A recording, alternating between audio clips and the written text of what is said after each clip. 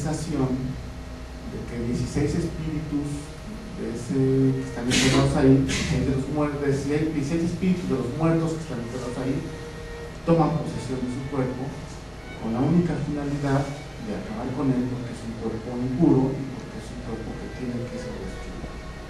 Entonces, lo que le sucede a Carlos, la primera manifestación de los espíritus en el cuerpo de Carlos, pues es que él se empieza a golpear el rostro, se deja caer, se golpea contra otras lápidas, y bueno, de por sí ya estaba lastimado, entonces él se le termina destrozando la cara, y la intención de los espíritus en el cuerpo de Carlos era acabar con ese cuerpo, ¿no?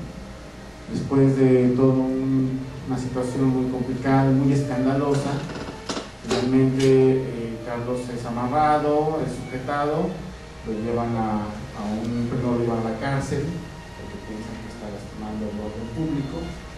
Después lo va a visitar un médico, el médico sugiere que sea atendido por un psiquiatra, no hay condiciones para atenderlo por un psiquiatra y lo mandaban a México y llega al hospital psiquiátrico. Ahí es donde yo lo conozco. Algo interesante y no menos divertido es que a Carlos lo ingresan con un diagnóstico de esquizofrenia paranoide, y digo divertido por toda la secuencia que va a haber después de sucesos.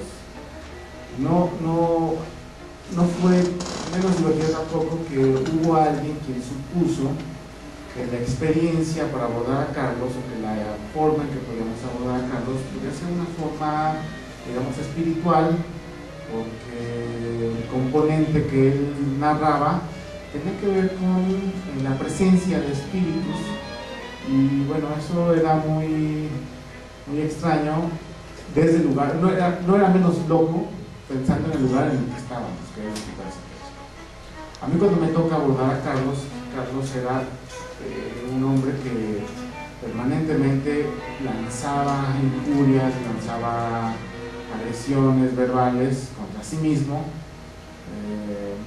Era impresionante verlo, porque a Carlos le ponen algo que en el hospital internamente le llaman babero, que es una forma de atarlo de manos, que era atado así de esta manera, y le hacen un nudo por atrás con sábanas. Entonces, como las alucinaciones, como las voces le decían a Carlos permanentemente que tenía que acabar con ese cuerpo, que tenía que acabar con ese cuerpo que era jodido, que tenía que destrozarlo, y que él tenía que matarlo. Entonces, lo que hacía Carlos es que se dejaba caer, así como estaba atado de manos, se dejaba caer hacia adelante, y era impresionante verlo como el hombre caía y se estrellaba contra el piso, evidentemente sin meter las manos, ¿no? Y la cara. Entonces, durante mucho tiempo Carlos perdió varios dientes, la nariz la tuvo fracturada un buen tiempo, no tenían de entenderlo cuando ya se había vuelto a lastimar, se golpeaba contra la pared. Insisto, esto además de estar diciendo un sinfín de cosas. Que aparte era interesante porque la voz con la que él hablaba, digamos, cambiaba su matiz de acuerdo al espíritu que supuestamente estaba hablando, porque eran 16 espíritus los que hablaban, y uno incluso podía establecer una cierta relación con los espíritus, el espíritu del niño, el espíritu del adolescente, el espíritu de la tía, y el más lascivo, el más punitivo era el espíritu de Gaspar, que era como el más radical, el que decía que ese cuerpo tenía que valer madres, y que ese cuerpo, si él tenía que destrozarlo y tenía que incluso mutilarlo, ¿no? En algún momento que Carlos estaba suelto sin el babero, él intenta con una manguera de estas de los sueros con los que se canalizan, intenta asfixiarse, lo lanza en el cuello. En fin, era un caso muy escandaloso, ¿no? Él, digamos que ha sido el único paciente que yo recuerdo que ha estado en el hospital psiquiátrico. Hay una unidad de cuidados intensivos, que es como la unidad donde internan a los pacientes que están más delicados y que requieren una vigilancia mucho más estrecha, que está en el primer piso del hospital. Y son pacientes que entran porque están pues con riesgo suicida, porque las alucinaciones son con un componente muy punitivo, o porque hay alguna enfermedad digamos, como acompañando al problema mental, es decir, hay una apendicitis o hay un problema renal, etc., ¿no? Cardíaco, pues necesitan una vigilancia médica muy estrecha. Carlos estuvo en esa unidad más de 6 meses y era muy complicado hablar con él porque uno llegaba a hablar con él y él te escupía, porque algunos de los espíritus te pedía que te largaras, te inventaba la madre, y así mismo se inventaba la madre, así mismo se escupía contra sí mismo, se lastimaba de la presencia de cualquier otra persona que estuviéramos frente a él.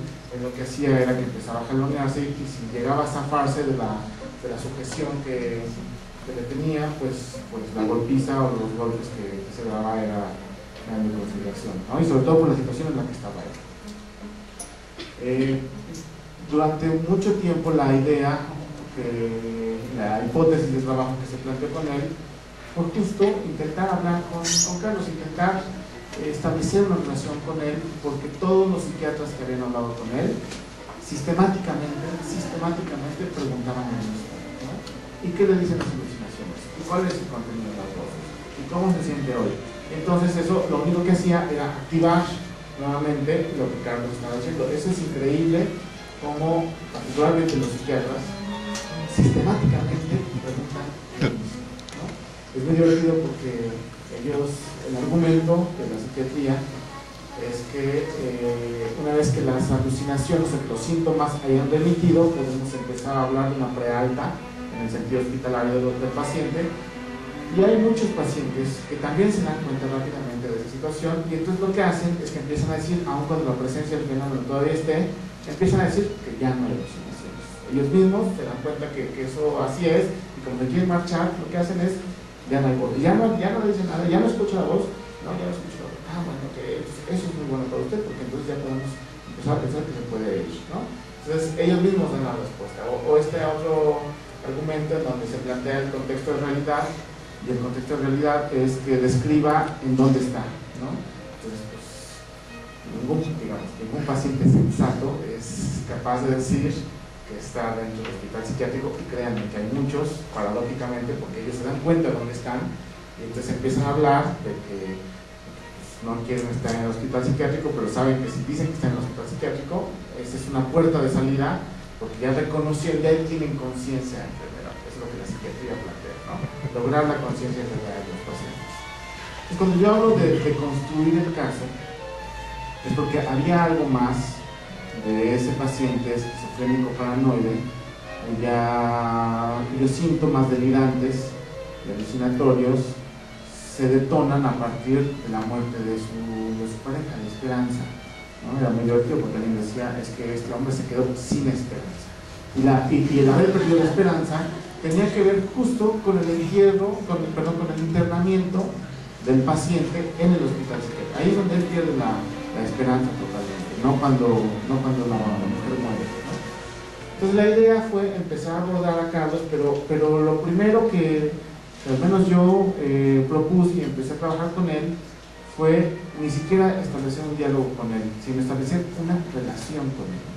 ¿Cómo es esto? Pues era sentarme junto a él, aguantar que te estuviera mentando a la madre y que te estuviera diciendo cosa y media, a cambio de que él, llegaba un momento, los espíritus, ¿no?, se cansaran, y Carlos se quedaba callado y te decía, oye, ¿me puedes dar un poco